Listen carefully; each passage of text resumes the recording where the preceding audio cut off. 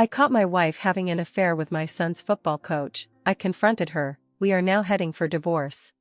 Sorry for the long post. My wife and I are 33, married 11 years. We live in a once rural area that is fast becoming a suburb to a medium-sized metro area. Our HS graduating class had a little over 200 kids, now approaching 500 grads. I grew up on a farm. When I was 6, my mother just never came home one day, so my dad raised me. I took on my farm duties. In other words, I worked hard.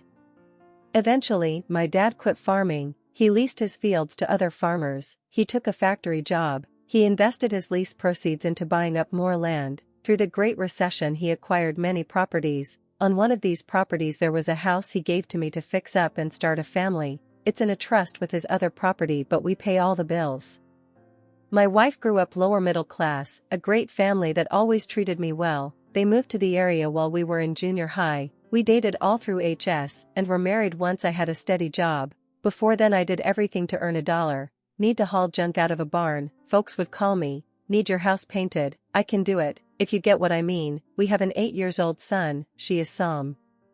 Now, I am a route driver for a large snack company. I am close to buying my route from the company. I have more than doubled the size by going into every mom and pop store, grocery, and gas station and selling as much product as I can. I have a large area because the surrounding area is still rural. My plan is to finish buying the route, then I can buy another truck. The plan was to have the wife run the second truck. There is projected supercenter grocery/merchandise to be built in the next year in my area. If I own the route, it will be mine. If not, the company can split my route, so I need to finish buying the route. We have been married since a couple years out of HS. Our marriage hits some rocky spots. I think because I put in long hours. I try to be there, but admittedly I'm not. We have had lots of fun and love our boy with every fiber of ourselves. He is the typical boy. He is now into sports. He played basketball in the winter, baseball this past spring, and is now into flag football. So we hit a low spot relationship-wise in the spring. My wife and I talked about it and each made promises to do better. Late April through mid-June our sex life went off the charts. We could not get enough of each other. To be honest, I may have been getting too much because I was dog-tired but still ran my route. My son was playing ball. I never missed a game, but I did not hit all his practices.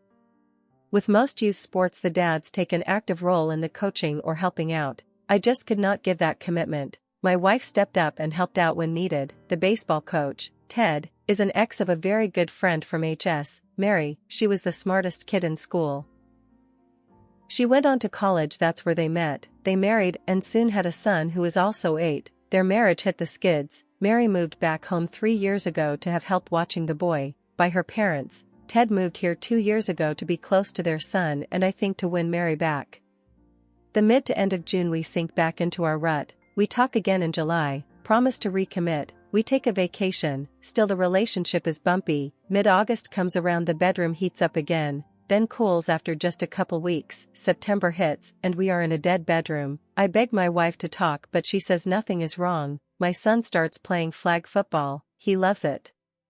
They practice a couple days a week and play on Saturday. I drop by a practice and see my wife and Ted with a clipboard running the kids through drills. There are a couple dads helping too. I had no idea she was helping, so I mention it when we get home. My son is excited and shouts out, "She's not helping, she's a coach." It seems when signing the son up she volunteered to be an assistant coach. I think it's great. This seems to consume a ton of time. The wife is constantly texting, some calls, but generally when I am there it's texting. They go to Ted's place every day after school and he works his son and mine out. He is teaching them how to be better and it really shows as they are the 2 best players on the team. So their first game comes. I work in the morning and make it to the field for the game. The wife and Ted are side by side giving directions. Someone sets a chair down next to me. It's Mary. We watch the game. About halftime she asks if the wife and I are doing okay. I tell her sure. I look over at her and she is staring at me, so I ask what. She said her son came home after being at Ted's. It had been raining so there was no workout. They spent the afternoon playing video games. Her son went to the kitchen to get more juice and saw Ted and the wife kissing. He ran back to the game and told Mary that night at home what he saw. I get up at 4 a.m. every day to drive 45 minutes to the warehouse to get my truck, so Monday morning I got up at 3:30 a.m. to check her phone. She had changed the password. After a few tries I figured out what it was, as she uses like 4 or 5 different ones for everything. There I saw text after text, some nudes, so I took screenshots of some. Usually I have one day that I spend in town. I sometimes would come home for lunch if I took one, especially when there was a lot of sex going on. I got home and she was not there. I called her but she did not pick up. I drove by Ted's place and her car was there. I finished my route. She told me she was at the store. She was sorry she missed me. I told her I was just trying to surprise her, not a big deal.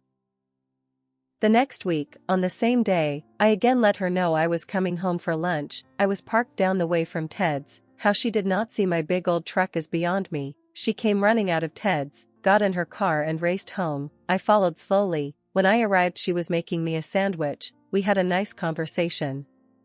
Saturday, after the game, I took my son home, had him change and took him to my dad's. They were going to fish in the pond and if he wanted he could swim. I went home. Of course, the wife was not there. So I drove to Ted's. Her car was there. I called her. She was kind of annoyed. Then I asked what she was doing at Ted's. It was just silence. Then, talking over the game, I told her to put her clothes on and come home. She swore at me and hung up.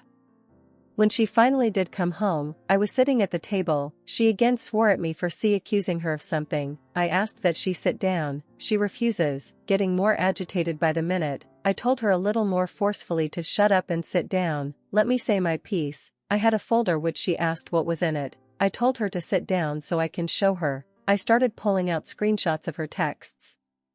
She went ballistic that I would snoop in her phone. I then pulled out the more incriminating texts. She tried to explain it away. Then I pulled the nudes out. She shut up.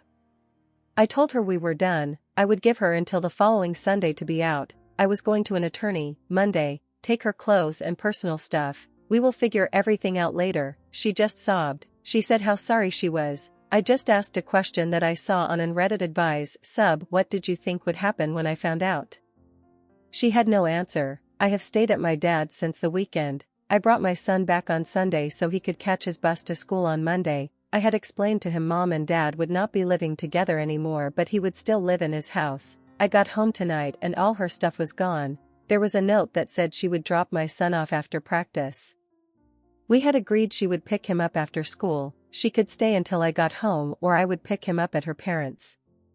Update. It's been a couple weeks so I thought I would update. Thank you first for all the kind words and advice. I did read all. I cannot cut her out of my life. We have a young son together. It hurts to see her. We have filed for the divorce. She will be served next week. I am not going to do anything to embarrass her like serving her at a game etc. I told her the papers are coming. She wanted some things from the house. My attorney said no, she can petition. I think that's the word he said. When she answers the court for certain items, myself, there is not much I care for so she probably can have of them. What she wanted was not her personal stuff like clothes and makeup. Many have asked what she is doing with herself now. She is still at her parents' house. My son goes there most days until I get home from work. I have been trying to finish up by 5 p.m. most days, not working the extras.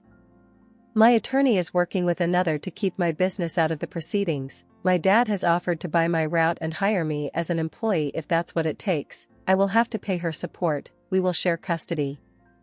It's lonely at home after my son goes to bed but I am dealing with it. I have a couple projects to keep me busy. I have lots of friends offering all kinds of help from babysitting to meals. Last Saturday at the game, most of the parents that came all clustered around me with their chairs instead of spreading out along the sidelines. I was very touched.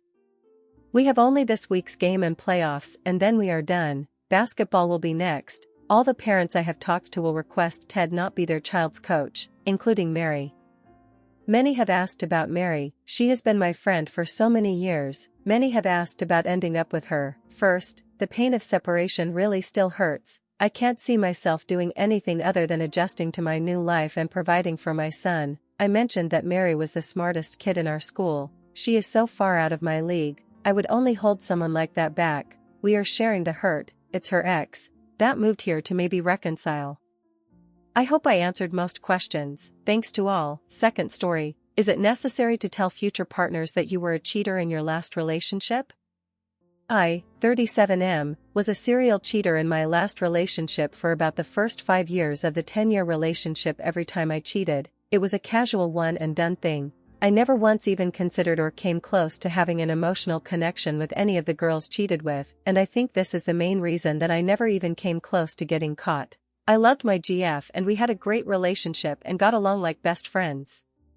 For no particular reason I eventually just stopped cheating because I didn't get the desire to anymore. We dated for 5 more years before our relationship came to an end. In a strange twist of fate, she found out about everything after we broke up. She was devastated and I of course felt as horrible about it as I always had. It was hard for me and still is hard for me to explain why I did it, why I stopped, why I didn't just leave, why I didn't come clean, why I stopped the behavior when I did. It's been a year and a half since we broke up and she found out and we still remain very close friends, although she reminds me regularly how much of a POS I was/am. I've gone to therapy and done research and spoke to a lot of people about the whole ordeal, and about 6 months ago I thought maybe I might be better suited staying single or being in an open or even poly relationship.